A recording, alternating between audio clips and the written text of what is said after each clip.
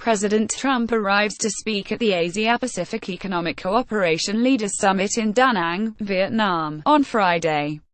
Associated Press Danang, Vietnam. President Trump delivered a fiery speech on trade here Friday, declaring that he would not allow the United States to be taken advantage of anymore and planned to place America first. And then, less than 24 hours later, 11 Pacific Rim countries collectively shrugged and moved on without the U.S. On Saturday, the countries announced they had reached a deal to move ahead with the Trans-Pacific Partnership Free Trade Pact that Trump threw into question when he withdrew from it earlier this year. The agreement represents something of a rebuke of Trump, coming near the end of his 5-country, 12-day swing through Asia, and reflects the willingness of other nations to proceed without the buy-in of the United States. A statement early Saturday trumpeted a breakthrough on the core elements of the trade agreement. Ministers are pleased to announce that they have agreed on the core elements of the Comprehensive and Progressive Agreement for Trans-Pacific Partnership, it read. The deal was originally expected to be announced Friday, the same day Trump addressed business leaders at the Asia-Pacific Economic Cooperation Summit here, in a speech heavy on tough talk and protectionist rhetoric, but was delayed after Canada raised concerns.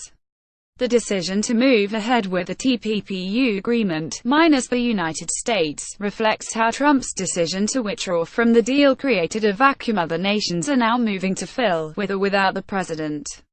In his speech Friday, Trump struck an aggressive note, saying he believed the United States had for too long been the victim of poor trade deals.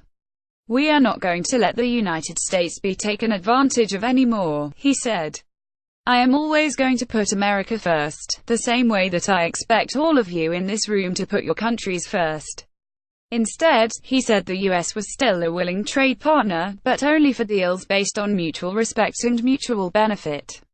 "I will make bilateral trade agreements with any Indo-Pacific nation that wants to be our partner and that will abide by the principles of fair and reciprocal trade," he said. "What we will no longer do is enter into large agreements that tie our hands, surrender our sovereignty, and make meaningful enforcement practically impossible."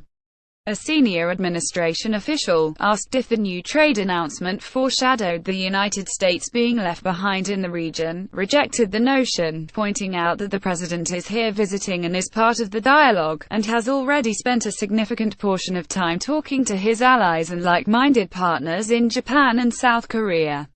"We'll continue that conversation with many parties here," the official said.